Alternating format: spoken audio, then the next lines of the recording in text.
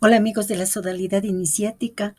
Hoy compartiremos juntos la meditación del propósito psicológico 22, la magia, cuarta parte. Sigue siendo la senda que marcan las tradiciones.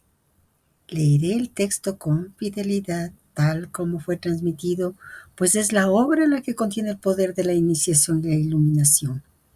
Después, añadiré algunos datos y reflexiones que mi alma ha captado y que han vibrado en mí. No son enseñanzas. La enseñanza solo está en la obra, en el texto del propósito psicológico. Lo que añado solo son comentarios, huellas personales de este camino que pueden o no resonar con cada uno. La invitación es a que escuchen con el corazón y tomen aquello que en este momento su conciencia y su libertad interior sientan como propio. Recuerden, los propósitos psicológicos y toda la obra completa está en www.sergerainaudelaferriere.net. Nos vemos. Hola amigos, antes de continuar con nuestra lectura del propósito psicológico, digamos nuestras oraciones.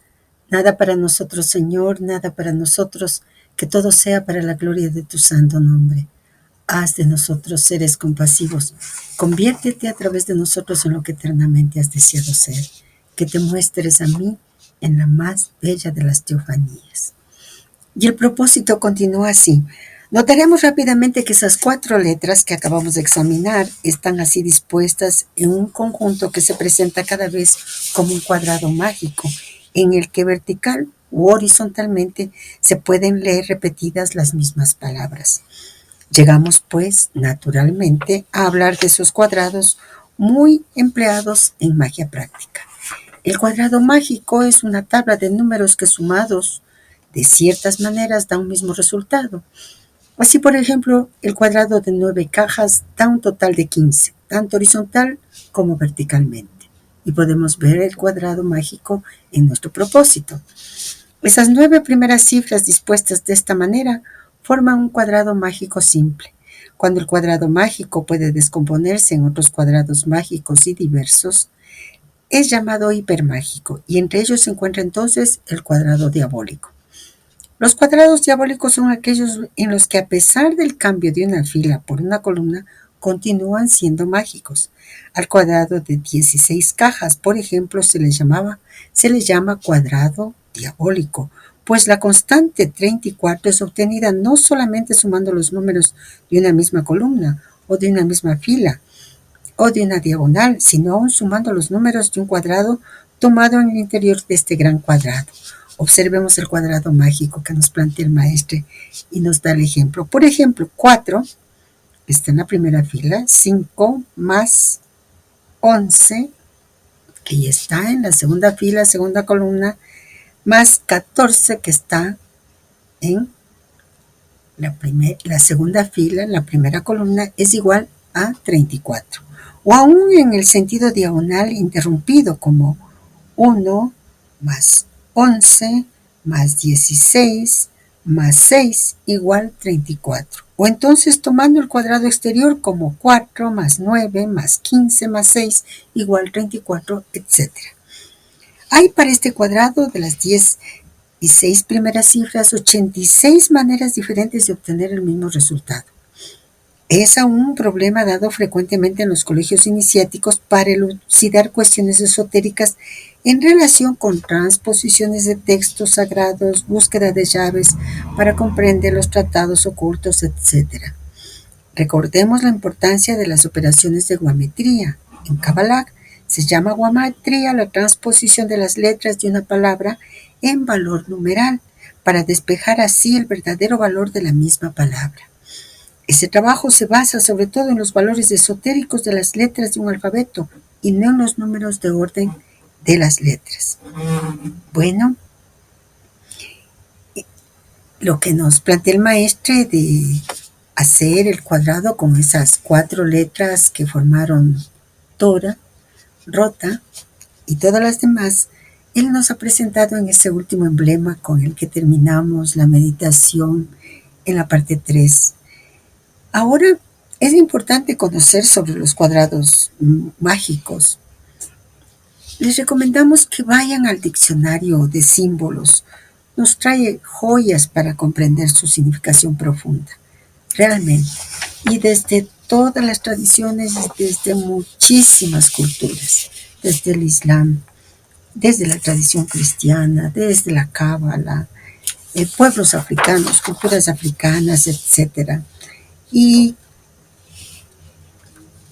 lo que nos dice el diccionario de símbolos que parece importante es que esta conjugación de los cuadrados mágicos con los planetas y los metales dio lugar en Occidente a la filosofía oculta de Agripa en 1533 y a la práctica de la aritmética general de Gerolamo Cardán, y que fueron difundidos en el mundo islámico desde el siglo XIII y han estado particularmente en boga en los siglos XVII y XVIII. Por lo tanto, tienen una larga historia. Ahora, muy bien, nosotros tenemos que seguir esas llaves, esas claves que nos ha hablado el maestro y que nos vuelve a insistir. En el libro negro de la francmasonería, que es parte de la obra, de la gran obra, nos habla el maestro sobre los cuadrados mágicos, que tienen relación con lo que se señala en el diccionario de símbolos. Ahí vamos a encontrar el cuadrado mágico de Saturno, de Júpiter, de Marte y el Sol. Ahora, ¿cuáles son los cuadrados mágicos que acaba de mostrarnos? El de Saturno igual a 15 y el de Júpiter igual a 34. ¿Por qué el maestro muestra primero el cuadrado mágico de Saturno y luego el cuadrado mágico de Júpiter? ¿A propósito de qué? Tenemos que ir al arte. En el arte en la nueva era, en el capítulo de pintura, está la obra de Durero, como lámina 110, llamada La Melancolía. Una lectura simbólica nos va a permitir encontrar claves para contestar nuestras preguntas. Y esas claves las hemos encontrado en el libro llamado El Museo Hermético, Alquimia y Mística. Los neoplatónicos de Florencia ensalzaban la bilis negra, del temperamento llamado saturnino, como una disposición de ánimo propensa a estimular el genio y el conocimiento profundo del ser. El crisol, en la margen izquierda del grabado, simboliza la vía cristológica de la purificación, lograda mediante la Trinidad que componen el espíritu más sutil, icosaedro, quinta esencia, el cuerpo puro del Cordero y el alma inmaculada, esfera blanca, después de ascender los 7 tramos de la sublimación. Ahí está la escalera.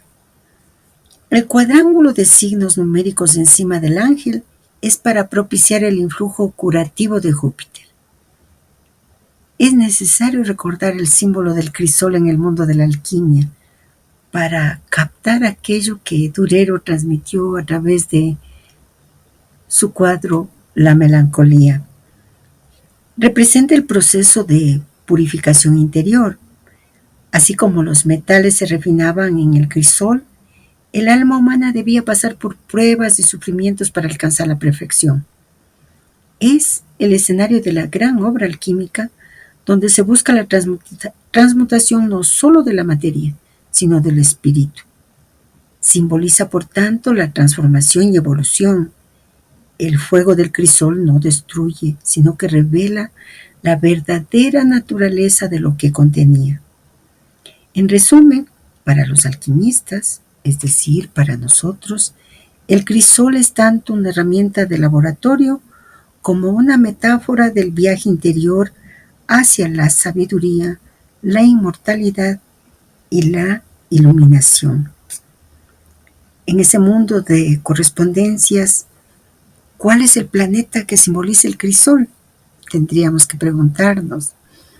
En la alquimia, donde todo tiene su reflejo en el cosmos, y ya sabemos por qué entonces las leyes de correspondencias, porque todo lo que está arriba está abajo, la ley fundamental hermética. El crisol ese recipiente donde se funden y purifican los metales, tiene una correspondencia simbólica muy poderosa con el planeta Saturno. ¿Por qué Saturno? Porque Saturno, ya lo habíamos visto, ya lo aumentó el maestre, representa la disciplina, la prueba, la transformación a través del sufrimiento. Es el planeta de los límites, del tiempo y de la maduración. Por lo tanto, el crisol, al someter los materiales al fuego, obliga a atravesar una prueba intensa para revelar su esencia. Esta idea de purificación por medio de la dificultad es profundamente saturnina. En la alquimia, en esa alquimia espiritual que el maestro nos está mostrando, Saturno es el guardián del umbral. Por lo tanto, Saturno, el cuadrado mágico de Saturno presentado en primer plano, está haciendo la función de guardián del umbral. ¿Y qué exige él como guardián del umbral? Exige que el alma se refine antes de alcanzar la sabiduría superior. Igual que el crisol, exige que el metal se purifique antes de convertirse en oro. Por lo tanto, nosotros podríamos ver ese crisol pintado en el cuadro de Durero, que es el lugar de la Nigredo, la primera etapa de la gran obra alquímica, asociado con la putrefacción y la disolución. Esta etapa está regida por Saturno. Recordemos las correspondencias. Saturno se vincula con el plomo. Nosotros sabemos que este metal está tradicionalmente asociado con él. Ese plomo que los alquimistas buscamos transmutar en oro. Así que el crisol que está ahí en la izquierda y que su amiga ha tratado de hacer una foto para que se vea un poquito más amplio, es un portal de transformación, regido por el planeta que exige profundidad, paciencia y evolución. En el libro mencionado, el Museo Hermético, Alquimia y Mística, nos transmiten algo sobre la noche saturnal. Y nosotros podríamos imaginar que ese diálogo entre Saturno y un químico de Frankfurt en 1706 se da en este momento. Tenemos imaginación creadora, así es que podemos escucharle a Saturno.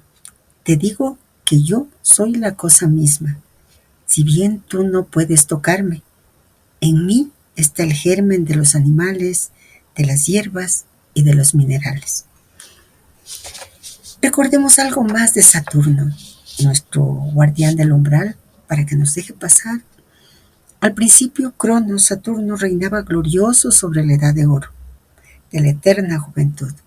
Pero después de ser destronado por su hijo Júpiter, como se dice en la Ilíada, confinado bajo la tierra, se encuentra en un estado deplorable. Encarna la muerte con su hoz en la mano, así como el aspecto destructor del tiempo. En el opus, en la obra, figura como símbolo inicial de la puerta de las tinieblas, por lo que debe pasar la materia para renacer regenerada a la luz del paraíso. Se le atribuye el estrato inferior, vil y grosero, el pozo del edificio del mundo, piedras, tierra y plomo, antimonio. Ben lo llama el regente frío, rígido, duro y severo, que creó el esqueleto material del mundo. La influencia de su planeta era responsable de toda suerte de desgracias y calamidades. Para los neoplatónicos, sin embargo, tenía la forma noble de un panteón filosófico. Según Plotino, simboliza el espíritu puro. Agripa lo menciona como un gran señor, sabio y cauto, autor de la contemplación interior, y también como defensor y desvelador de misterios. Fue promovido a patrón de los alquimistas, a figura central con los que se identificaba. Nosotros pasamos las pruebas, y la prueba del propósito 21 Superamos el temor y fuimos capaces de cortar con la madre y el padre terribles, incluso con el padre y madre buenos. Tal vez por ello, el maestre nos presenta el cuadrado mágico de Saturno, símbolo de nuestro crisol, y nos entrega a la vez la posibilidad de que veamos a Saturno no como en la Ilíada lo plantean, sino como los neoplatónicos lo vieron, esa forma noble de un panteón filosófico, ese gran señor sabio y cauto, autor de la contemplación interior, ese defensor y desvelador de misterios, ese patrón de los alquimistas, por lo tanto nuestro patrón, esa figura con la que nos identificamos y así nos deja pasar. Durero nos enseña también en la melancolía el cuadrado mágico de Júpiter y el maestre lo ha entregado a continuación del cuadrado mágico de Saturno. ¿Cuál etapa de la obra alquímica se relaciona con el Deus Pater? Dado que en la alquimia, como el maestre nos ha mostrado, nos ha enseñado como clave, cada planeta se asocia con una etapa de la gran obra. Y Júpiter está vinculado, adivinen con cuál etapa, con la etapa conocida como albedo. Albedo, la etapa blanca. Es la segunda fase del proceso alquímico que sigue a la nigredo, la putrefacción o disolución, y representa la purificación, la claridad mental y el despertar de la luz interior. En esta fase, el alma se libera de las impurezas que fueron desintegradas en la nigredo y comienza a elevarse hacia lo espiritual. Y nuestra pregunta sería, ¿por qué Júpiter está ligada al albedo?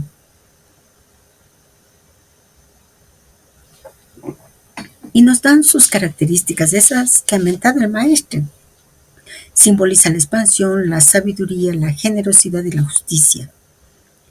Cualidades que emergen cuando el alma ha sido purificada. En la alquimia, Júpiter está asociado con el estaño, un metal brillante que refleja la luz en sintonía con el resplandor del albedo. Y también se le vincula con el agua celestial, del cual el maestro nos ha hablado a través del bautismo, o la lluvia de oro, donde Júpiter en el mito de Danae desciende como oro líquido, una imagen alquímica de la unión entre lo espiritual y lo material. Entonces, en resumen, el maestro nos está recordando que hemos pasado el nigredo, Saturno, con esa muerte simbólica que inició desde el propósito 1, que entramos como Dios, como Siris, y nos descuartizaron. Esa muerte simbólica, esa disolución simbólica. Y ahora albedo, Júpiter, purificación, iluminación. Bueno, la alquimia tiene también una profunda resonancia psicológica, especialmente gracias al trabajo de Jung, que el maestro ha mentado, quien vio en la gran obra alquímica una metáfora del proceso de individuación, es decir, el camino hacia la realización del ser completo. Por eso, a esta alma le parece necesario e importante que recorramos las etapas alquímicas y su reflejo en la psicología, es decir, en el alma, desde la visión de Jung, que es con Neumann los que acompañaron nuestra meditación desde el propósito 1 y especialmente en el propósito 21 y en una parte importante de esa integración a través de Anima Animus en este propósito psicológico. Nigredo, putrefacción, la sombra y el caos interior. Psicológicamente representa el momento en que la persona se enfrenta a su sombra, es decir, a los aspectos reprimidos, negados o dolorosos de sí misma. Es una etapa de crisis existencial, depresión o confusión, donde se desmoronan las estructuras del ego. Jung lo veía como el inicio necesario para cualquier transformación profunda. Y nosotros también. Albedo, purificación, claridad y reconciliación. Aquí comienza la integración de la sombra. Se reconoce lo reprimido y se empieza a sanar. Surge una mayor conciencia, una sensación de limpieza interior, como si la psique se iluminara.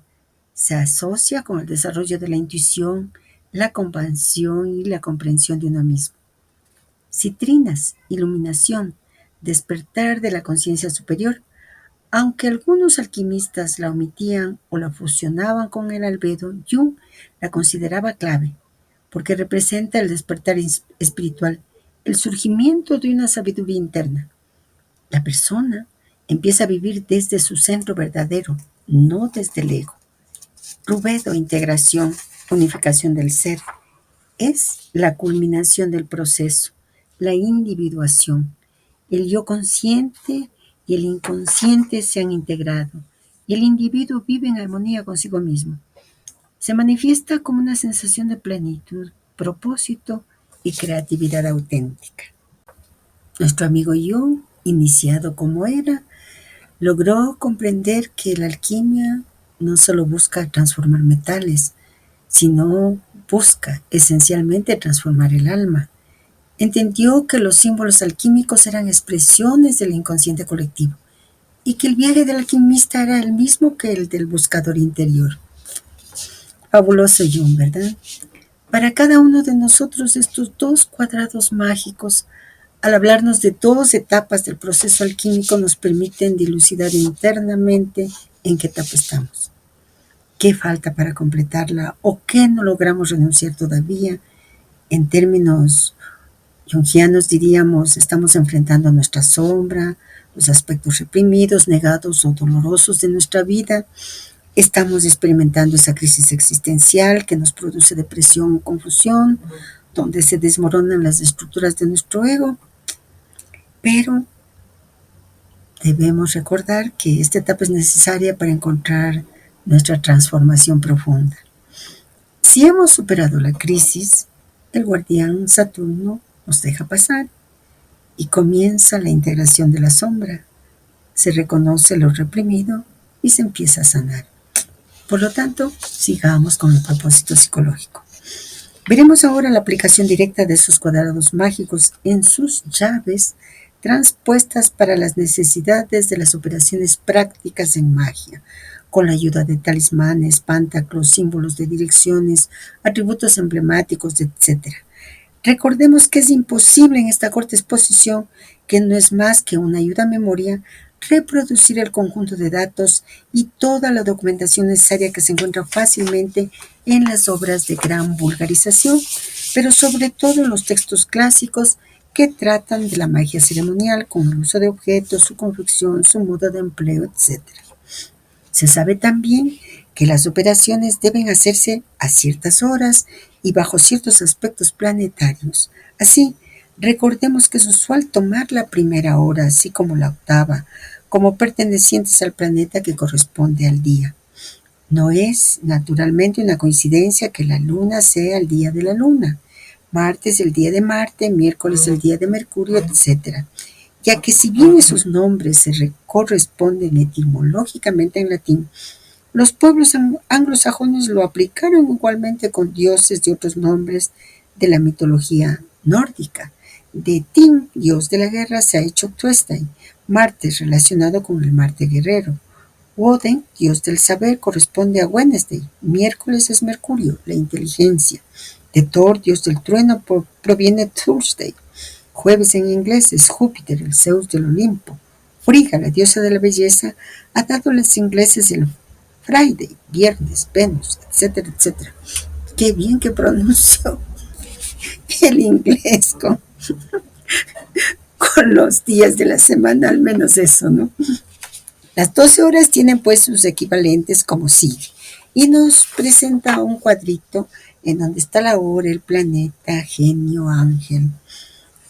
Y continúa, también hay que considerar las horas con el orden de velocidad de los planetas, domificación del subastral a cada momento.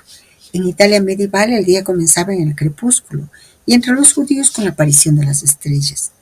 Michel Scott en su obra Introducción dice que hay 24 horas iguales sin mirar la extensión del día en relación con la noche. Cornelius Agrippa pretende que hay 12 horas de día y 12 horas de la noche. En los tattvas hindúes hay un cambio cada 24 minutos y cada 2 horas comienza un nuevo ciclo. El inglés sefarial cuenta a partir del mediodía. Papus daba 12 horas medidas desde el alba hasta el crepúsculo, asimismo para la noche, variando la extensión de las horas según las estaciones. El doctor Bichon indica de las 18 horas, 6 horas de la noche a las 6 horas de la mañana, 12 horas de la noche y de 6 horas a 18 horas, las 12 horas del día. En el almanaque astrológico español se lee a contar desde la salida del sol 12 horas del día y 12 horas de la noche, pero una vez tomadas en cuenta las variaciones según las estaciones. Los aztecas contaban 9 horas de noche y 13 horas de día. Bueno, los que vivimos en tierras equinocciales, ya sabemos, tenemos 12 horas para el día, 12 horas para la noche. Pero más allá de lo que nos está diciendo el maestre, y luego de haber profundizado la relación Saturno-Alquimia y el grabado de Durero, lo que cita el maestre es un pasaje bastante denso, porque comprime en pocas líneas, como él mismo dice, toda una tradición de magia ceremonial y astrología. Vamos a desglosarlo para hacerlo comprensible y luego podemos preparar un cuadro sencillo para que lo tengamos como referencia. Sobre todo ustedes, y bueno, pues mi alma notó que hay que tomar la hora 1 y la hora 8. Y realmente los cálculos no son difíciles. Así es que veamos qué está diciendo el maestro. Cuadrados mágicos y llaves prácticas. Los cuadrados mágicos son matrices numéricas asociadas a cada planeta, que en magia se utilizan para cargar talismanes y operaciones con la vibración de ese planeta. Las llaves transpuestas son formas de adaptar esos símbolos, signos, talismanes y pantaclos, amuletos con signos planetarios, por ejemplo, a fines concretos, ya sea de protección, conocimiento, armonización, etc. La importancia del tiempo, es decir, de las horas planetarias.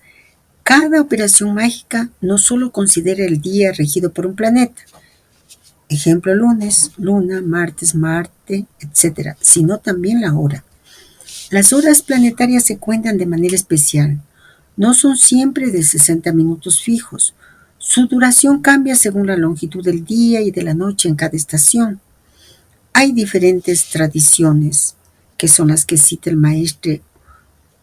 Unas las cuentan desde el amanecer, otras desde el mediodía, desde la puesta del sol, etc. Por eso el maestro cita a Papus, Sefarial, Agrippa, Michel Scott, etc. Quien quiera profundizar sobre este aspecto ya sabe a quién remitirse. El maestro cita varias tradiciones, Papus, Agrippa, aztecas, etc., para mostrar que distintas culturas adoptaron el cálculo de horas mágicas a sus cosmovisiones. Pero el principio universal, que es lo que más nos importa a nosotros, es que nos está mostrando que el tiempo tiene calidad. Y esa calidad se invoca conociendo sus correspondencias. Las correspondencias angélicas y con los genios que él nos muestra es porque cada hora está regida no solo por un planeta, sino también por un genio y un ángel de la tradición mágica occidental. La tabla que cita el maestro es una de las más clásicas de la magia ceremonial, usada en la cábala práctica y el hermetismo medieval. El orden de velocidad y domificación. Cuando habla de orden de velocidad de los planetas, se refiere a otro método de determinar qué planeta rige una hora según su distancia y movimiento relativo. Saturno el más lento, Luna la más rápida. Esto es más técnico y está relacionado con la astrología horaria y mágica. ¿Cómo comprenderlo mejor? La clave no está en memorizar todas las variantes históricas de cómo contar las horas, sino en captar el principio. En magia, el tiempo se percibe cualitativamente, no solo cronológicamente. Cada momento tiene una firma planetaria y por lo tanto una cualidad energética especial. Los nombres de ángeles y genios, aunque ya hemos visto esas correspondencias, sin embargo es necesario aclarar, no se trata de dogma religioso. Son símbolos de inteligencias arquetípicas que representan la cualidad de esa hora planetaria. La tradición hermética occidental usa estos nombres como llaves de meditación y correspondencia, porque, insistimos, el tiempo tiene calidad, por lo tanto se percibe cualitativamente. Entonces el tiempo tiene alma en la visión hermética. En el cuadro que estamos viendo, tenemos la distribución completa de las 12 horas del día y 12 de la noche para cada día de la semana, siguiendo la regla tradicional de las horas planetarias. Escuchemos con atención los principios generales para elaborar el cuadro. Nos dicen que cada día de la semana empieza con la hora del planeta que lo rige. Lunes igual a la luna en la primera hora. Por lo tanto, martes, que es igual a Marte, colocaremos en la primera hora. El miércoles igual a Mercurio en la primera hora, etc. Las horas mágicas siguen un orden cíclico fijo, basado en la velocidad tradicional de los planetas, y el orden es este. Saturno es el más lento, como nos decía el maestre, Júpiter, Marte, Sol, Venus, Mercurio, Luna, y vuelta a empezar, del más lento al más rápido. En magia ceremonial la hora no siempre dura 60 minutos exactos, se adapta según la duración del día y de la noche, pero para fines simbólicos la secuencia es la clave. Cada hora del día se asigna siguiendo esta secuencia. Si es lunes, la primera hora está regida por la luna. Si es martes, la primera hora está regida por Marte. Y entonces nosotros vemos en el cuadro. Si es lunes, la primera hora, que sería las 6 de la mañana, la hora 6, sería con la luna. Si es martes, esa misma hora, 6 de la mañana, la primera, sería Marte. Si es miércoles, las 6 de la mañana, la primera hora sería Mercurio. Si es jueves, la primera hora sería, es decir, las 6 de la mañana, Júpiter. Si es viernes, las 6 de la mañana sería Venus.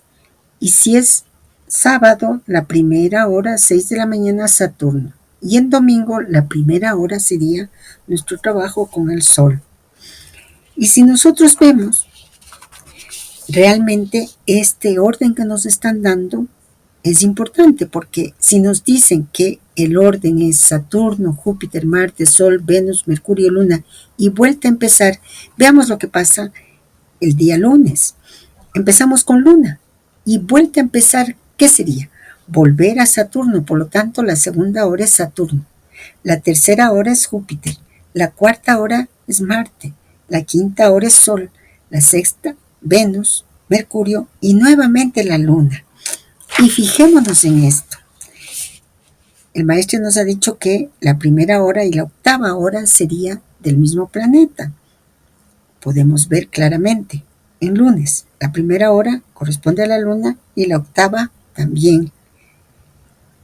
En martes, la primera hora es Marte y la octava también es Marte. En miércoles, la primera hora Mercurio y la octava Mercurio. En jueves, Júpiter y la octava hora Júpiter. Y así hasta el Sol. No es difícil, sobre todo porque para nosotros es mucho más importante lo que habíamos mencionado. Sentir, percibir, vivir el tiempo como cualidad. Pasar de la cantidad a la cualidad. Y la pregunta que sería es, bueno, ya entendemos el principio general, no es nada difícil. Si la Gloria pudo, que no sabe matemáticas, todos podemos. ¿Qué pasa con las 12 horas de la noche? Y realmente la secuencia continúa en el mismo orden. La hora 13, que sería la primera hora nocturna, sigue al planeta de la hora 12. Y así sucesivamente hasta la hora 24. Por ejemplo, si es que el lunes nosotros tenemos que la hora 12 está el Sol, ¿quién sigue al Sol en este orden cíclico fijo? Es Venus. Entonces diríamos hora 13, Venus, Mercurio, Luna y vuelta a empezar. Pero lo que a nosotros nos interesa profundizar es lo que dice la tradición hermética de manera simbólica. Hay que insistir, la tradición hermética dice que el tiempo no es neutro, que cada momento tiene una firma energética. Por eso las horas planetarias simbolizan que nuestra vida está inmersa en un ritmo cósmico. Siempre nos van a llevar no solo a comprender, no solo a saber, sino a sentir, a vivir que nosotros somos parte de ese cosmos, que nosotros somos parte de esa naturaleza. Por lo tanto, no es difícil comprender entonces que las horas planetarias simbolizan que nuestra vida está inmersa en un ritmo cósmico y que al sintonizarnos con él, cooperamos con el universo en lugar de forzar nuestras acciones contra su corriente. De ahí que magia y alquimia hablen de Kairos, el tiempo cualitativo, no solo de Cronos, el tiempo cronológico. Y en eso hay que recordar a los griegos. Ellos son los que nos transmitieron esos tres términos del tiempo. Cronos, el tiempo de ese Dios que se come a sus hijos, terrible, y Kairos, ese tiempo de la oportunidad, ese tiempo cualitativo que hace que nosotros entendamos la cosa, nos demos cuenta de la cosa. Bien, entonces continuemos con lo que el maestro dice y lo que continúa en el propósito psicológico. Pero antes de ello, la frase de el maestro que señala que hay que aislarse a la hora de Saturno y la dice en el gran mensaje 3, pues se refiere justamente a lo que hemos calculado. Escoger una de las horas que según el método clásico está regida por el planeta Saturno. Ya hemos visto cualitativamente que él es el guardián del umbral, pero, como bien dice el maestro, es ese maestro interior que nos pone límites al ego. Entonces la primera hora de Saturno, su día es el sábado, sería de 6 a 7, hora solar, desde el amanecer.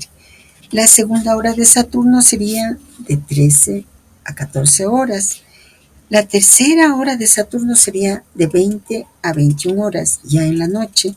Y la cuarta hora de Saturno de 3 a 4 de la tarde, a 4 de la mañana, ya en la madrugada.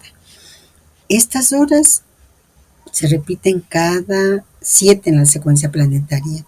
Cada 7, por eso aparecen 4 veces en el ciclo de 24 horas. Si es que el maestro nos pide que hagamos nuestros trabajos, aislarnos en la hora de Saturno, cualquiera de esas horas puede usarse, dependiendo de nuestra disponibilidad y del tipo de trabajo ritual. La tradición generalmente sugiere elegir la hora más cercana al amanecer o a la noche profunda, porque hay menos interferencia externa, pero no es una regla absoluta. Bueno, hay que recordar que la magia y la alquimia son lenguajes simbólicos de la misma gran obra. Cada paso de comprensión no es solo intelectual, sino vivencial. Nos transforma. Nosotros mismos estamos haciendo esa transmutación de la que tanto hemos hablado. Por lo tanto, volvamos al propósito psicológico. Para regresar a nuestra idea de cuadrados mágicos, digamos que estos son ante todo la manifestación detallada de los 4 elementos, en los cuales por ese mismo hecho están insertados. Esto nos reconduce a ver de nuevo los símbolos filosóficos de esas fuerzas de la naturaleza: agua, fuego, aire, tierra, que es preciso comprender siempre, sobre todo, más allá de su cualidad líquida, ígnea, gaseosa o sólida, y se debe trasladarlo según el tema o equivalencias a equivalencias fáciles de concebir para aquellos que meditan un poco. El Cristo es la luz que proyecta el fuego divino, el Espíritu Santo, y se dice en la Sabiduría 16:17 que lo que parecía más maravilloso era ver ese fuego avivarse en el agua, que todo lo apaga. Ese es aún el enunciado del misterio del Génesis, el Espíritu reposando sobre las aguas y a su contacto avivándose y produciéndose el Cristo. Es eso lo que el rabino Rashi había comprendido muy bien cuando sostenía que los cielos Shamaim, sobre los cuales reposaba el Ruach Elohim, estaban compuestos de Shin, Aleph, Ignis, el fuego, el espíritu, y de Men Yod Samek, las aguas. Este hermoso pasaje nos pide meditarlo con mucho detenimiento, poco a poco, para que la contemplación sea profunda y no se pierdan obstáculos. Este hermoso pasaje es una invitación a ver la creación como una alquimia sagrada, donde los contrarios, los aparentes contrarios, agua y fuego, se unen para engendrar vida y luz. Empecemos escribiendo esas palabras claves en su forma hebrea original. Shamaim, cielos, se escribe con Shin, Men, Yud, Men. Su valor guamétrico 390, su valor esotérico 258. El significado cielo o aguas de arriba, con la idea de mezcla de fuego, Shin, y agua, Men, Yod, Samek. Ruach Elohim,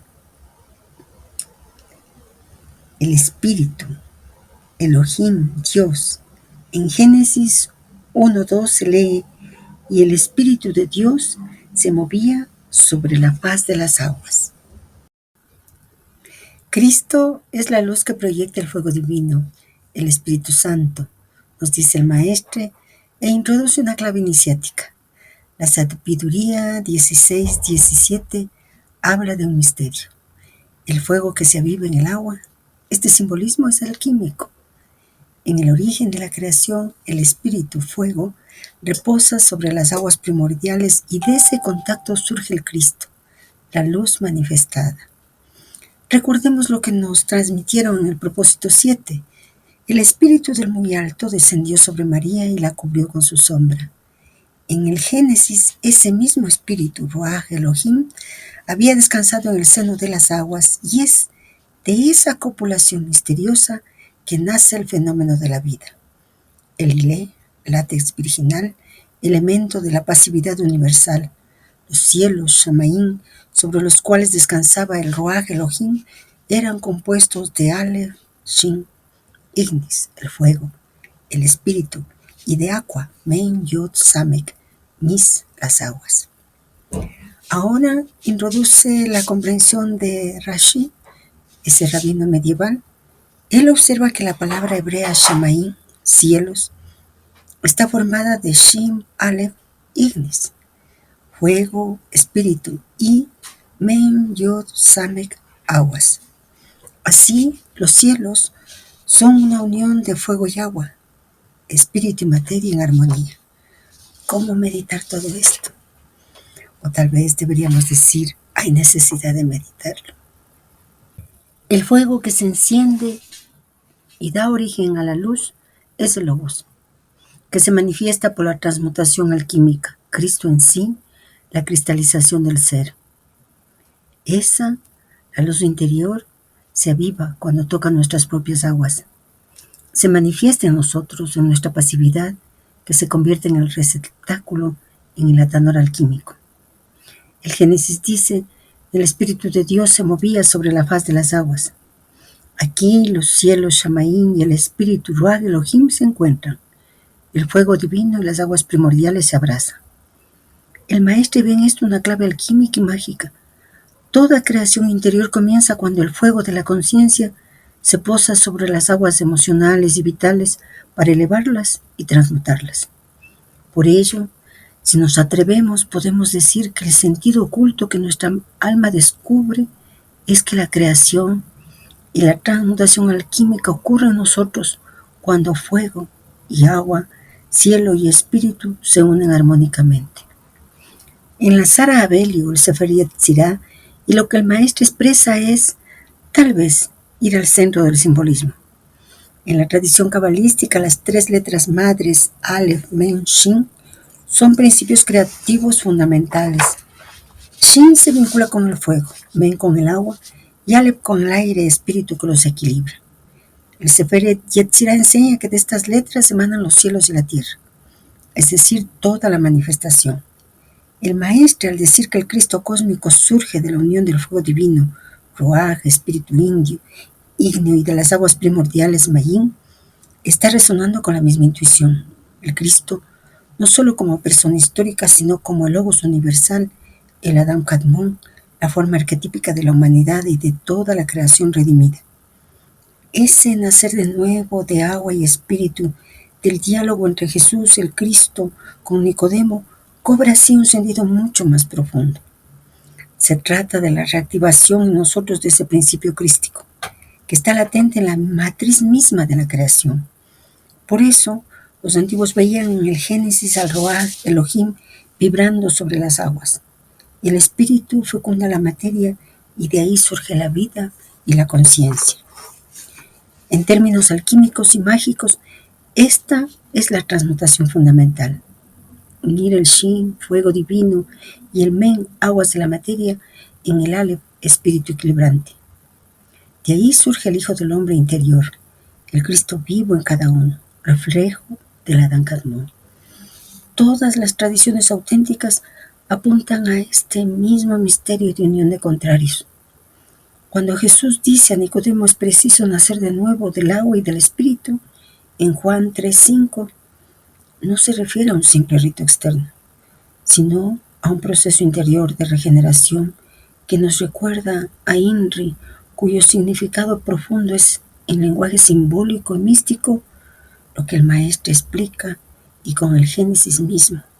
Agua, Mayim, representa la sustancia primordial, la matriz de la vida, el nivel emocional y vital en nosotros. Es la materia prima de la obra interior, nuestra naturaleza que necesita ser purificada y fecundada, es decir, renovada. Espíritu Ruach, el soplo divino que desciende, la chispa de conciencia superior que viene a despertar y ordenar las aguas. Es el principio de vida trascendente, el fuego interior. Cuando Jesús habla de nacer del agua y del espíritu, está diciendo, hay que regenerar la naturaleza. Esto es, las aguas, con la energía divina, el soplo, fuego, para entrar en el reino. Es un proceso mágico y alquímico de transformación interior. Lo mismo que describe el Génesis cuando el Ruach Elohim se mueve sobre las aguas caóticas y de ese contacto surge la luz y la creación. Así, el nuevo nacimiento del que habla Cristo no es literal sino iniciático. El ser humano, al permitir que el espíritu Ruach fecunde su naturaleza profunda, Mayim, purificando lo inferior y encendiendo lo divino en su interior. Jesús retoma el mismo simbolismo universal que encontramos en la Cábala, en la alquimia y en la tradición mágica. Todas apuntan a esta misma realidad interior. El hombre viejo muere y nace el hombre nuevo, cuando el agua y el espíritu se unen en nosotros. Así, las 3 letras madres, Aleph, Men y Shin, contienen el germen de toda la creación y en el plano interior representan el proceso de regeneración del ser humano. Volvamos al propósito. Los alquimistas enseñaban que para obtener la piedra filosofal Es preciso procurarse la ile del mundo, el látex primitivo de las cosas que el Verbo ha llevado en su seno. Uno puede convencerse releyendo, por ejemplo, a Spagnet, al Cosmopolita y sobre todo a Conrad, ya que ellos estaban en la verdad católica, universal, puesto que la piedra era el Cristo. Petra erat Christus, dice San Pablo. El mismo Verbo de Dios que está encarnado según la humanidad, está encarnado también según la universalidad. Él ha tomado la carne misma del mundo mayor en la matriz de la única pasividad. Él se ha convertido en la gran obra, en el único necesario. Y ahí, ¿por qué poseer la piedra? Es poseer el universo, puesto que es poseer el Cristo. Y aquel que ha podido alcanzarlo por las 7 vías de la perfección es rico de todas las riquezas, feliz de toda dicha. Y después de lo que hemos vivido, leer este pasaje, sí, también debemos meditarlo y paso a paso poder captar su profundo sentido oculto. Y la primera pregunta es, ¿qué enseñan los alquimistas al respecto? La piedra filosofal en la alquimia, esta piedra no es literal. Simboliza la perfección espiritual, la iluminación y la transformación del alma. También se asocia con la capacidad de transmutar metales viles en oro. La ile del mundo, ile es una palabra griega que significa materia prima. En este contexto se refiere al látex primitivo. Esta materia no es solo física, sino un principio cósmico y espiritual, el potencial de toda manifestación, es decir, la sustancia original o esencial de la creación. Es como el material base del universo. El verbo, en términos cristianos, el verbo es Cristo, Logos divino. Aquí se dice que esa materia primordial fue llevada en su seno, lo que sugiere que toda la creación está contenida en Cristo. ¿Por qué se menciona a Spagnet, el Cosmopolita y Conrad? Son autores alquímicos que, según el texto, estaban alineados con la verdad católica universal. Esto implica que sus enseñanzas alquímicas no contradicen la fe cristiana, sino que la complementan o la expresan simbólicamente. ¿Qué significa Petra erat Christus?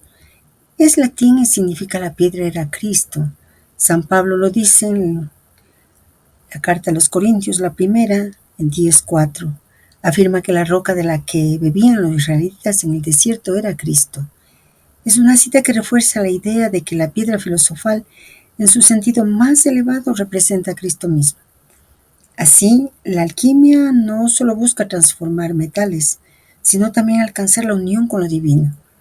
Para los alquimistas cristianos, la piedra filosofal no era meramente un compuesto químico, sino el símbolo de la presencia viva del Cristo universal en el cosmos y en el alma. Encontrar la piedra es igual a encontrar la unión con el Verbo en todas las dimensiones. Cristo encarnado según la humanidad y según la universalidad. En Jesús el Verbo se encarna históricamente. En la naturaleza, el Verbo se encarna como alma del mundo, matriz cósmica, donde se desarrolla la gran obra universal. La única pasividad mencionada es esa receptividad de la creación que permite al Logos impregnarse en toda la materia. Y en nosotros, el Logos se encarna gracias a nuestro trabajo interior. El maestro dice, poseer la piedra es poseer el universo. El alquimista que culmina la gran obra no busca oro material, sino la integración de su ser en el Cristo cósmico, que es el universo mismo. Las 7 vías de la perfección aluden a un itinerario iniciático, los 7 planetas, las 7 operaciones alquímicas, las 7 virtudes por las cuales el adepto transfigura su naturaleza. Luego de meditar en este párrafo, es como que si el maestro nos dijera, míralo. La piedra filosofal no está fuera de ti, no está fuera de nadie de nosotros. Es ese Cristo interno que armoniza el microcosmos humano con el macrocosmos. La ile es ese estado primordial de tu alma, antes de la dispersión en el ego. Recuperarla es volver a la inocencia original. Por favor, compréndelo. Y claro, la gran obra alquímica y la magia espiritual que nos transmite el maestro convergen en esta.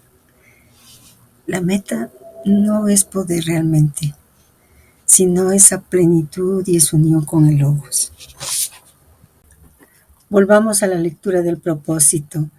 Regresemos de nuevo a nuestros cuadros, que, digámoslo una vez más, no son un trabajo de facilitación, sino simplemente de recuerdos sin explicaciones. Una ayuda a memoria, pues, para aquellos que ya están al corriente de los arcanos. Se encontrarán los signos criptográmicos, los emblemas cabalísticos, las relaciones alquímicas, la simbología de los genios, fuerzas de espíritu, etc. Los números, las letras, características, valores, etc. Todo eso entre los pentaclos, talismanes, fórmulas, etc. Se trata aquí de dar algunos elementos a título de ejemplo sobre el material necesario para comenzar operaciones, pero no el modo completo que pediría demasiado lugar para ser expuesto. El maestro hace una advertencia y nos entrega una clave de lectura. Analicemos sus frases. Paro un poco porque la verdad es que si sigo de corrido, creo que me voy a tufar un poco, o bastante. Así es que leamos frase por frase. Dice, no son un trabajo de facilitación, sino simplemente de recuerdos sin explicaciones. Nos aclara entonces que lo que presenta, cuadros, listas de correspondencias, talismanes, nombres, no es una guía paso a paso. Son ayudamemorias, como él dice, para quienes ya conocen los arcanos. Es decir, quienes hemos pasado por enseñanza interior y sabemos cómo interpretar estos símbolos. Nos dice también, se encontrarán los signos criptográmicos, emblemas cabalísticos, relaciones alquímicas, simbologías de los genios. Y el maestro insiste nuevamente, porque ya lo vivimos, ya lo vimos. El maestro nos dice que todo está interconectado, letras hebreas, números, planetas, perfumes, metales, espíritus. Pero no lo explica de manera literal. Nos ha tocado a nosotros develar el sentido oculto. Nos ha tocado a nosotros relacionar internamente esos símbolos en la meditación y la práctica. Y así tenemos que seguir trabajando. De igual manera dice todo eso entre los pentáculos, talismanes, fórmulas. Ciertamente, los elementos externos, pentáculos, talismanes, son soportes materiales, pero carecen de poder sin la comprensión interior. El trabajo mágico no es mecánico, lo acabamos de vivir. Se alimenta de la intención, el conocimiento y la pureza interior, no lo olvidemos. Y dice que dar algunos ejemplos, elementos a título de ejemplos sobre el material necesario para comenzar operaciones, pero no el modo completo. Es otra advertencia, la magia no se transmite por manuales. Se dan indicios y símbolos, pero el camino interior lo debemos recorrer cada uno como buscadores. El modo completo es algo que se revela en la experiencia y el trabajo espiritual, no en un libro. Y este párrafo nos recuerda que los textos sagrados y esotéricos son nuestras ayudas realmente, que los símbolos son llaves que deben ser activadas en el corazón y en la mente, que la magia auténtica no se aprende como una técnica externa, sino que se despierta en el alma. Nos acaban de despertar. Cuando el buscador medita, cuando el buscador purifica su intención, ven y ven. ¿Para qué decir más? Entonces continuamos con la lectura del propósito. Comenzando por el sol, tendremos inmediatamente en la memoria el domingo, el signo zodiacal de León y todas las analogías en relación con las formas, sonidos, colores, perfumes, horas, aspectos, direcciones, etc., que deberán ser aplicadas según la ceremonia o operaciones encaradas. Y nos transmite la conjuración del domingo. Yo quiero conjurar ángeles de Dios, poderosos y santos, a nombre de Adonai, Eye, Eye, Eye, que es aquel que es, que ha sido y que será, Eye, Abiaye, y a nombre de Sodai, Sadoi, Kadosh, Kadosh, Kadosh, que está sentado sobre los querubines, y por el gran nombre de ese mismo Dios, poderoso y fuerte, exaltado más arriba de todos los cielos, Eye, Saraye, el maestro de los siglos que ha creado la tierra y el cielo, el mar y el universo, todas las cosas que fueron al primer día, que los selló con su nombre sagrado, Fa.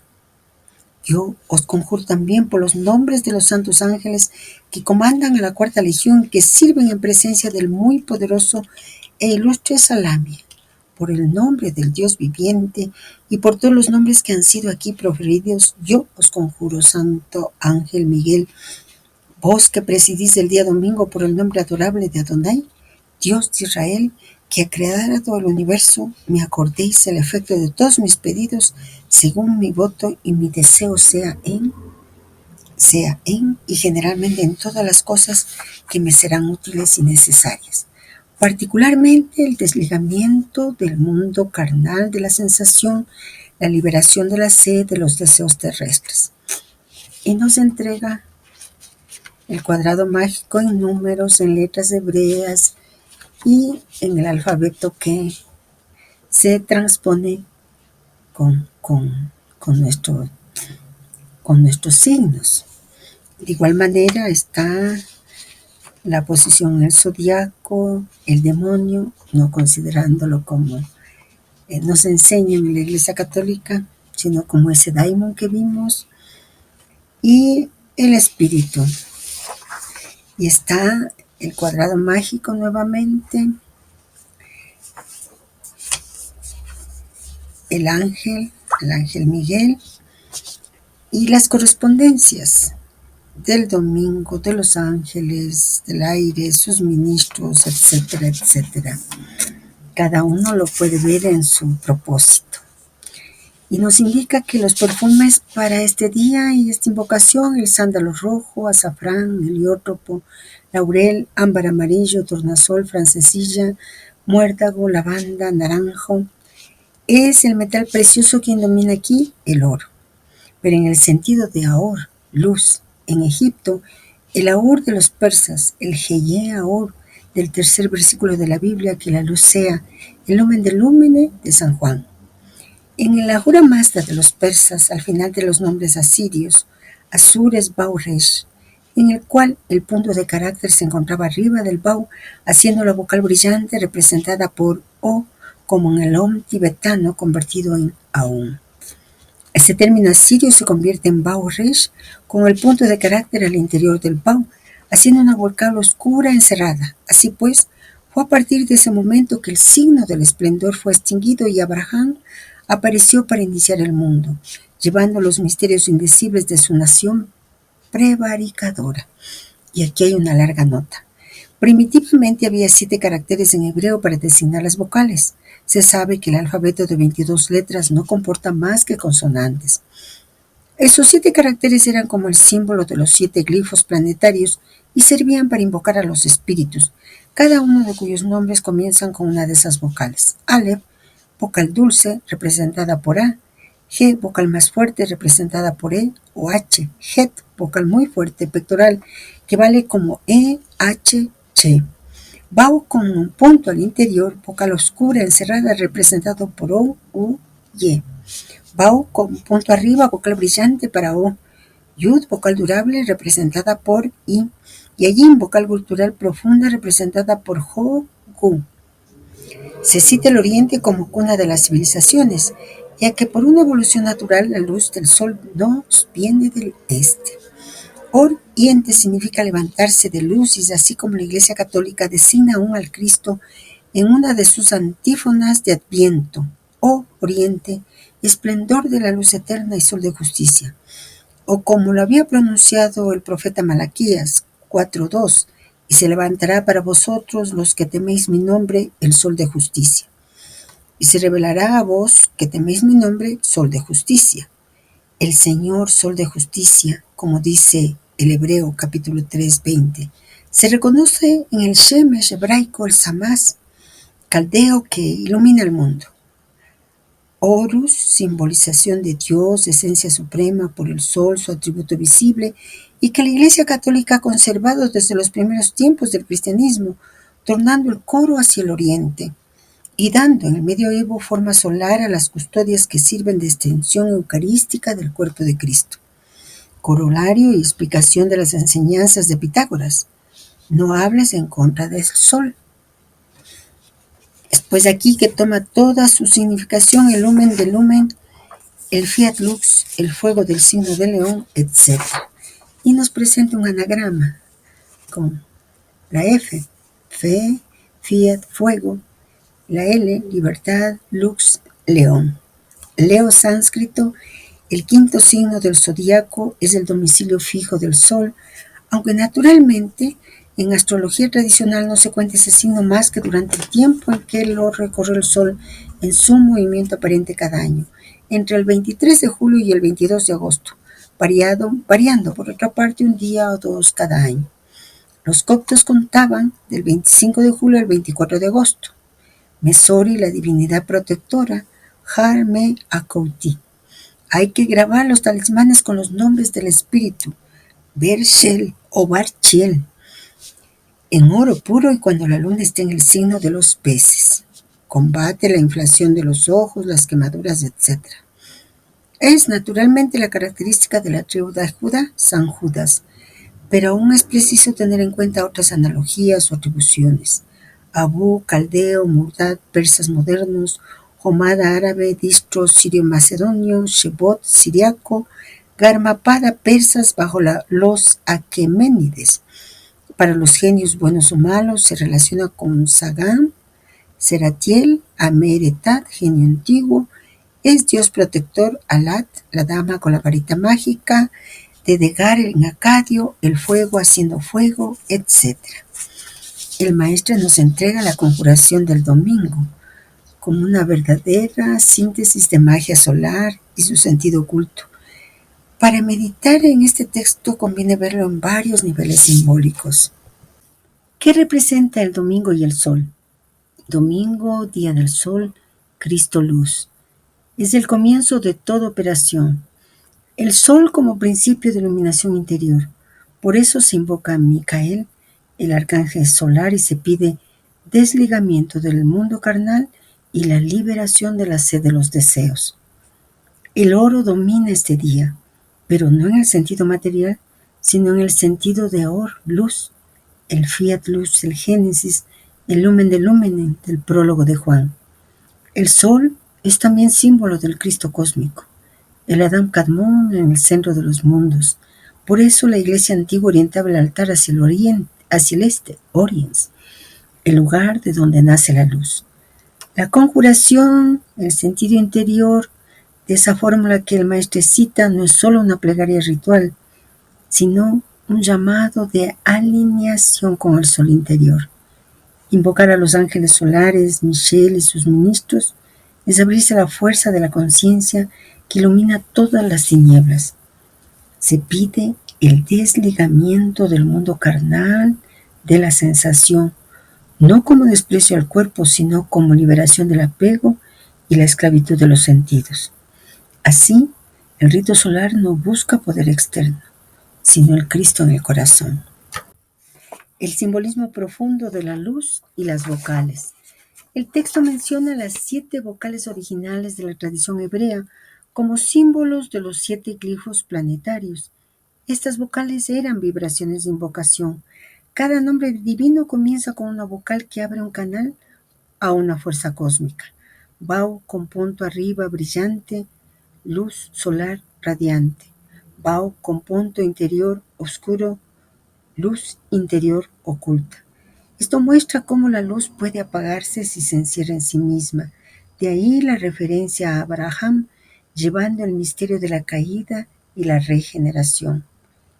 El león y el Cristo. El signo del Leo es el domicilio del sol y la tribu de Judá, de donde surge el Cristo. El fuego de Leo no es solo calor físico, sino la llama de la justicia y la verdad. El Shemek Sedakah de Malaquías. El león solar es el Cristo triunfante.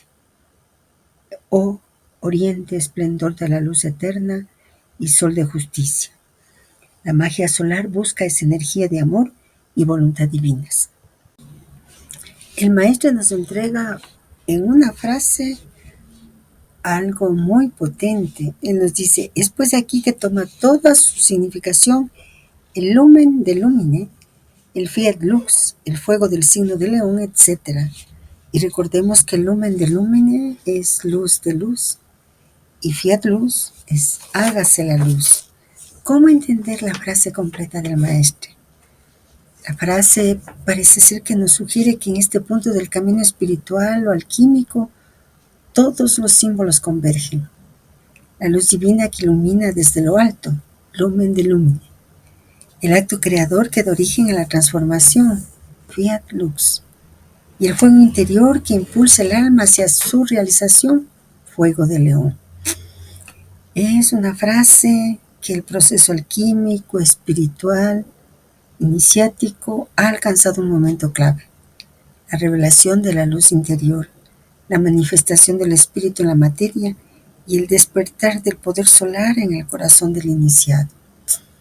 Por lo tanto, si seguimos con ciertas dudas, el maestro nos sigue aclarando, nos sigue aclarando. Vayamos ahora a la conjuración del lunes. Yo os conjuro ángeles muy buenos y poderosos por la fuerza y virtud de los nombres Adonai, Adonai, Eye, Eye, Eye, Kadosh, Kadosh, Kadosh, Achim, Achim, Achim, La, que apareció sobre la montaña del Sinaí con toda su gloria soberana, Adonai, Sai, Sabaoth, Amatai, Ya, Marinata, Abin, Leia, que ha creado el segundo día, los mares, los ríos y todas las aguas, aquellas que se encuentran aún debajo de los cielos y sobre la tierra, que ha sellado el mar con su muy alto nombre y le ha puesto límites que ella no puede sobrepasar. Yo os conjuro ángeles fuertes y buenos por los nombres de aquellos que comandan a la primera legión, que sirven al grande y honrado Orfaniel, por el nombre del astro que es la luna y por todos los nombres que aquí arriba pronunciados. Yo os conjuro, Gabriel, vos que presides el segundo día consagrado a la luna, a fin de que vengáis en mi socorro y que cumpláis todas mis voluntades.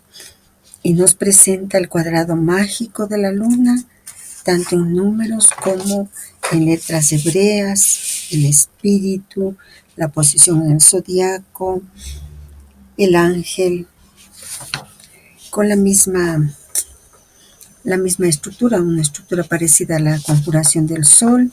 Nos dice que el lunes es Gabriel, Samuel, Miguel, que los ángeles del aire, Archán, Rex, sus ministros, Bilet, Mistabú, Abu Saba, el viento es el Céfiro. En Oriente tenemos a los ángeles del primer cielo, en Oriente Gabriel, Madiel, Deamiel, Jamael, en Occidente Sachiel, Saniel, Abayel, Bachamiel, Corabiel, en el norte, en el mediodía, y nos dice que debemos recordar aquí algunos valores: 9 Ged, 81 Lim, 369 Hamodal, 3321 Shed Barshemo, Chaita Cham, 2321 Malcha Betarsim, Ged Benag, Chen Hakim. Gabriel es el conductor de José, Josué y Daniel. La luna es naturalmente Selene, es aún Isis y después la Virgen María. María, Maris Estela, las aguas, la profundidad de las aguas o las aguas primordiales. Ea en caldeo, hay que relacionarla con Isis, la anciana, Diana con la creciente. María, las aguas, los mares, natura naturante sobre los cuales planeaba el Ruach Elohim. Potamón, Tepegai, las aguas virginales y fecundas. Lunus es el dios andrógino de los fenicios. En Marruecos, en la noche de la Achoura, la fiesta de los muertos, la amante sombría coloca un plato de tierra lleno de agua sobre una tumba recientemente abierta. Después, a fin de obtener el agua de la luna, dirige una extraña plegaria al astro.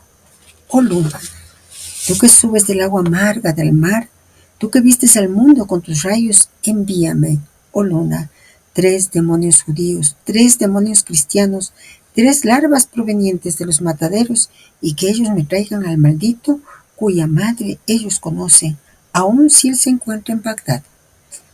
He aquí un fragmento del Benu el Hakibir que sería necesario pronunciar evidentemente en marroquí. Yo te conjuro, oh poderosa plena luna, espíritu lunar, por los 7 soles y sus bolsarios. Yo te pido por Alá, el ser único que te ha creado, que te ha hecho cuerpo celeste, que te ha revestido de luz equilibrada, que te ha dado la superioridad y te ha hecho reinar sobre los otros planetas.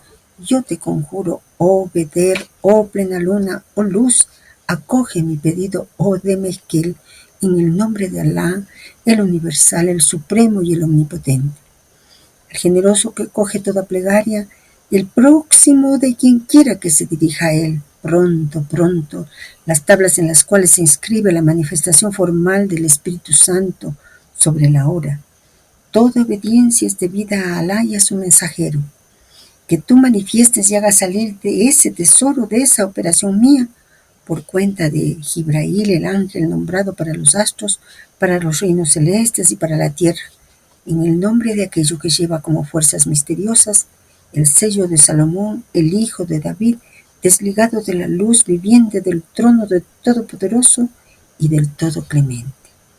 En fin, la luna debe ser asimilada también a todas las otras entidades como Alibad entre los árabes, Esaún, Milita, Tamid y Astarte, Tea, diosa astro luna de los misterios cartaginenses.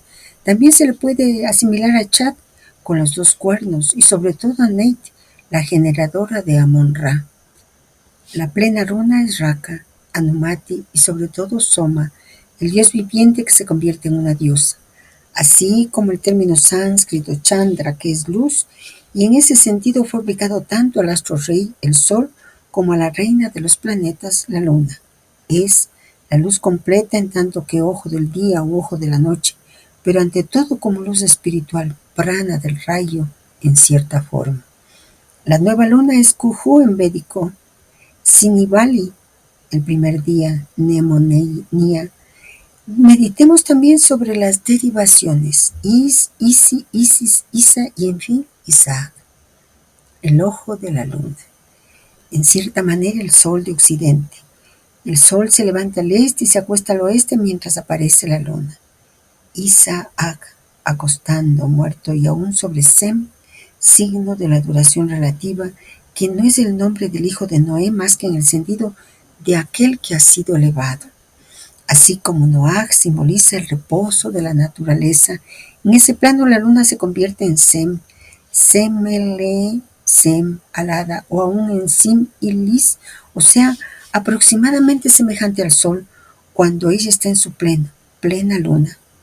Dicho de otra manera, cuando está a su nivel, en su mes más o menos, igual espíritu, y en su mesa más o mensa.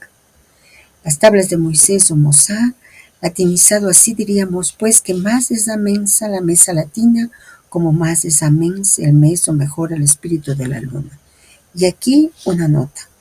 Está dicho en el Sefer de Moisés 5:28 que Lamec engendra un hijo que es preciso comprender como un ser emanado. Noé correctamente sería Noaj. Engendró 3 hijos, Saem, Ham y Jafet. Adán engendró a Set, Abel y Caín. Sem, en ese sentido, es el signo que permite reconocer un lugar señalable a un tiempo alejado, el renombre, el brillo, de una manera amplia sería el espacio etéreo, el empíreo. La astrología tradicional ha colocado el domicilio fijo de la luna en el signo de Cáncer, pero naturalmente ella regresa cada 28 días y no se le sitúa en residencia en esa porción del zodiaco más que para simbolizar su influencia mayor. Se llama signo de Cáncer a la parte característica de la eclíptica que recibe al Sol en su movimiento aparente, visión geocéntrica, cada año entre el 22 de junio y el 22 de julio, variando con los años según el fenómeno de precesión de equinoccios. Para los coptos el periodo se extiende hasta el 25 de junio y el 25 de julio. Es Epifi y la divinidad protectora es Apet.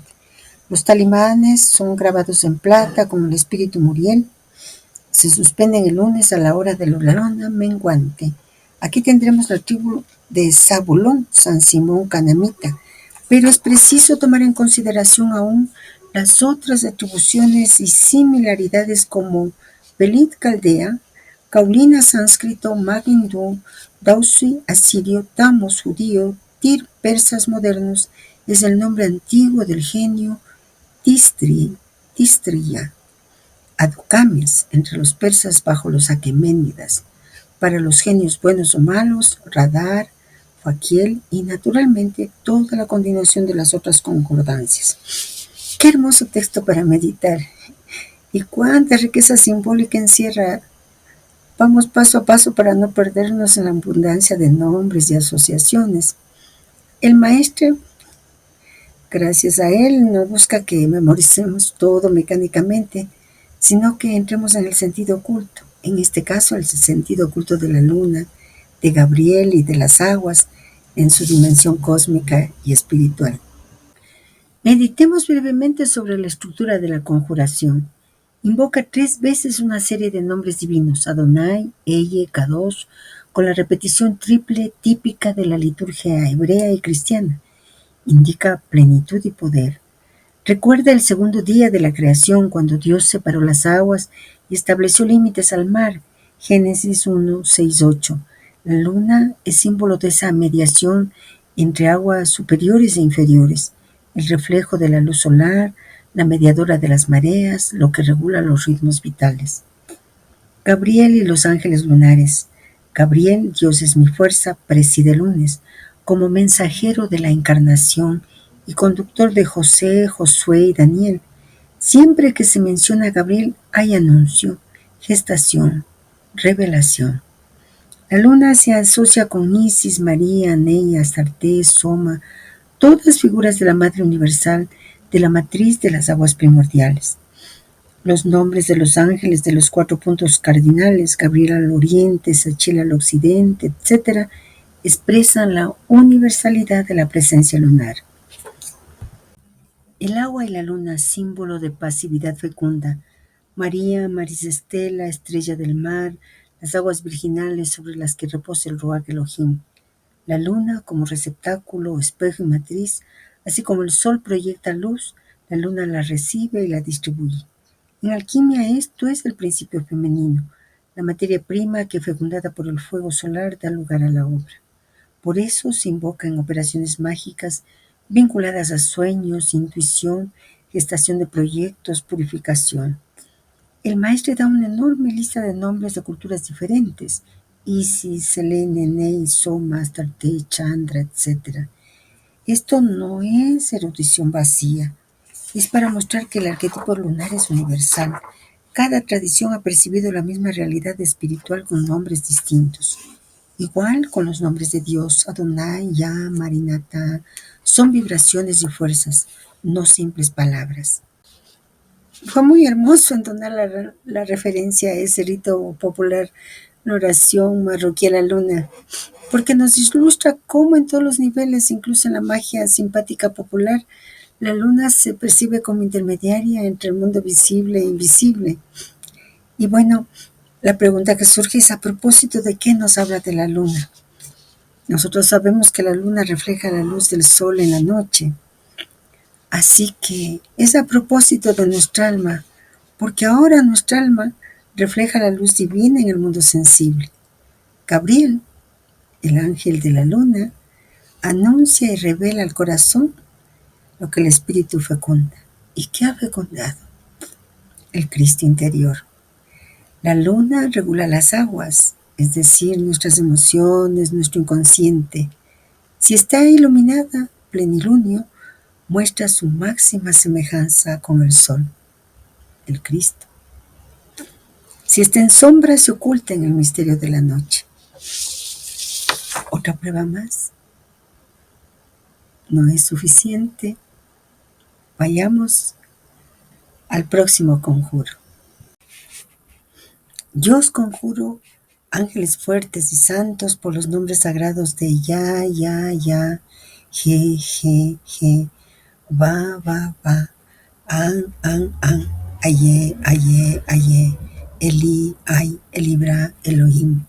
Y por los otros nombres de ese Dios muy alto que ha hecho aparecer el agua árida y la ha llamado tierra, que producía sobre la superficie de ésta los árboles y las hierbas, y que ha sellado de su santo, precioso y temible nombre por los nombres de los ángeles que comandan a la quinta legión, que sirven al poderoso Asimai, por el nombre del astro que es Marte, y yo os conjuro, Samael, vos que presidís al martes, por todos los nombres aquí pronunciados, por aquel de Adonai, Dios viviente y verdadero, a venir a mi socorro y cumplir todos mis deseos. Y nos entrega los ángeles del aire, viento, ángeles del quinto cielo, etc. Acordarse siempre de los otros valores de correspondencia que los podemos leer.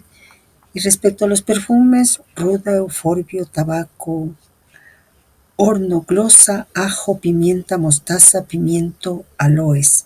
Se tendrá en cuenta también a plantas como la ortiga, el helecho, la verónica, la genciana y la nava. Se está de acuerdo en que también están bajo esa influencia la peonia, la anémona, el lúpulo, el ruibarbo, la retama, la fucsia, el gladiolo, el heleboro, el brezo. En las operaciones de ese aspecto no se usa la varilla, sino solamente el estilete o la espada. Recordemos aún como ayuda a memoria el rubí, el coral y la amatista. El trabajo mágico está colocado bajo la protección de Elohim Gibor. La Nemuración Gebura, poder, fuerza, gravedad, castigando a través de las desolaciones y las guerras. Se le adopta al tribunal de Dios, a la cintura, a la espada, se le llama también pechat, temor. Él influye por el orden de los poderes, o aquel que los hebreos llaman serafín, y de ahí enseguida, por la esfera de Marte, a quien pertenece la fuerza, él envía la guerra, las aflicciones y cambia de lugar los elementos. Nos da el cuadrado mágico correspondiente a Marte, tanto en números como en letras hebreas. Sigue el mismo esquema que ha seguido para el domingo y para la luna. Aunque el domicilio astrológico del planeta Marte se ha colocado en el signo del Cordero, se ha estado siempre de acuerdo en reconocerle un poder superior en su segunda residencia, el signo del Escorpión. Pero con el descubrimiento en 1930 por Lowell del nuevo planeta Plutón, se domicilió a este en Escorpión, habiendo reconocido en Plutón a la octava superior de Marte. Por otra parte, se sabe que el signo Escorpión es efectivamente la representación simbólica de dos constelaciones, lo cual da testimonio de aquella característica del escorpión águila en todos los emblemas. Asimismo, se podría simbolizar por Marte los bajos efectos de la primera parte del signo de Escorpión, es decir, en cierta forma dejar esta parte como domicilio de Marte, mientras que la segunda, más apta para incluir las cosas elevadas, como domicilio de Plutón, que ofrece sus aspectos en los dominios superiores. Plutón es la verdadera insignia de la transmutación. Su grafismo de un circulito superpuesto por una barra de la cual brotan como dos alas caracteriza muy bien el fuego interno que se escapa al asalto de las altas cimas iniciáticas. Se tiene la costumbre de contar esa porción zodiacal como englobando desde el 22 de octubre hasta el 21 de noviembre, pero los aztecas la descomponían del 20 de octubre al 8 de noviembre, Quecholi, y entonces el signo siguiente, Panquetzalitztli, del 9 al 29 de noviembre, lo cual sería más válido astronómicamente. El calendario Cac-Chiquel indica del 19 de octubre al 7 de noviembre para Cacán y del 8 al 27 de noviembre para Ibota. Los mayas cuentan del 25 de octubre al 14 de noviembre, Sul, y del 14 de noviembre al 3 de diciembre, Yak-Kin. En fin, entre los hebreos corresponde a la tribu de Gad, adaptabilidad, memoria. Es simbólicamente el apóstol Santiago, hijo de Zebedeo, que significa volición espiritual. Notemos aún que para los judíos es Mar-Shesban, es Kur-Piak Kayak en sánscrito. Los coptos tendrán a Tir con la divinidad protectora Hat-Or. Los persas modernos Aban, el antiguo genio, Apanim Napat. En asirio, Arak Sheman, la estrella Acabro es el escorpión. Es el acadio, Apin Gaba abriendo la fundación. El babilónico, Nat. Los árabes, desde el islamismo, Shah Van, Siriaco, Yar, el sirio macedonio Daisos en quichua, Ucra, Jorki, Alacrán, etcétera, etcétera. La conjuración de Marte, del día martes y la extensa explicación que el maestro añade tienen la misma estructura que los otros 2 días. No son manuales operativos en sentido técnico, sino auténticas ayuda-memorias dirigidas a quienes ya conocen la tradición oculta y saben cómo relacionar estos símbolos. A lo largo del texto, el maestro aclara que no se trata de un curso paso a paso, sino de una recopilación de claves y correspondencias para los que están al corriente de los arcanos. Sin embargo, algunos puntos esenciales vamos a meditarlos en esta sección de martes. ¿Qué les parece? Invocación y nombres divinos.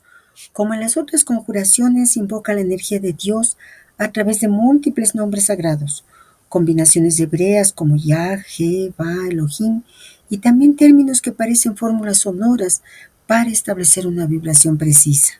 Cada nombre funciona como llave de contacto con un aspecto de la divinidad y con jerarquías angélicas relacionadas a Marte. No es tanto el idioma literal lo que importa, sino su resonancia espiritual y el contexto de uso. El segundo nivel jerárquico dado por ángeles y planetas, Marte está asociado a Samael, también llamado Samuel, Camael, etc., que preside el martes.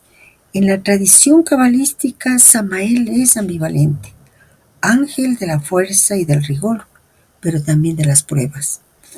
El texto menciona las huestes de la quinta legión y el poderoso Asimoy, lo que sugiere que cada planeta y cada día tienen legiones o jerarquías de inteligencias intermedias. El simbolismo de Marte y Gebura. Marte se relaciona con la Séfira Gebura en el árbol de la vida. Rigor, fuerza, juicio. La nota Elohim, Gibor, Dios fuerte o robusto que castiga las faltas de los impíos, lo refuerza. Por eso, la energía de Marte se ve asociada con la guerra, las crisis y las transformaciones intensas, pero su objetivo último es la justicia y la purificación, no el caos. Correspondencias materiales y mágicas. Los perfumes, plantas y piedras, ruda, tabaco, espada, rubí, coral, no son simples amuletos, son expresiones vibratorias de la misma fuerza de Marte en distintos planos. Se busca crear una resonancia entre el oficiante, el planeta y el arquetipo angélico.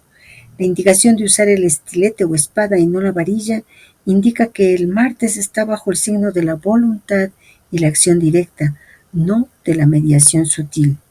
Astrología y Escorpión. Marte se domicilia tradicionalmente en Aries y Escorpio. El texto reconoce la aparición de Plutón como regente superior de Escorpio, lo que refleja una integración de astrología clásica y moderna. Se insiste en el simbolismo del escorpión águila, que es una de las claves de la transmutación. De las vagas pasiones de escorpión a las alturas espirituales águila, Marte representa la energía bruta, Plutón su sublimación. Relaciones simbólicas con tradiciones diversas. Igual que en la conjuración de la luna, el maestro relaciona Marte con nombres y festividades en distintas culturas, hebreos, persas, mayas, coptos, etc. Esto refuerza que se trata de principios universales, no de un culto particular. La asociación con la tribu de Gad del apóstol Santiago destaca que el arquetipo de Marte no es solo bélico, sino también voluntad espiritual. Vamos a completar aquí nuestra meditación de esta parte del propósito psicológico, no porque falte material, el maestro tiene un poquito más y bastante sustancioso, pero por razones técnicas. Sin embargo, sí es importante decir, el maestro nos ha entregado material necesario para comenzar operaciones, entre comillas, pero no el modo completo, como él mismo dice, porque el modo completo está en función de lograr ver que la comprensión no es intelectual únicamente, requiere meditación y sobre todo práctica interior. La frase clave en todo este ciclo podría ser: lo que él mismo nos señala, no son explicaciones, son recuerdos para los que ya saben. Es decir, la conjuración del martes, como las otras, no se limita a pedir ayuda a Samael o recitar nombres, sino que invita a contemplar la fuerza marcial y las otras en todos los planos, en el plano cósmico, en el plano de la tierra, en el psicológico y por supuesto en el divino, puesto que todo eso conforma nuestra naturaleza. Así es que, amigos, nos vemos pronto para poder terminar la contemplación y la meditación de este maravilloso propósito.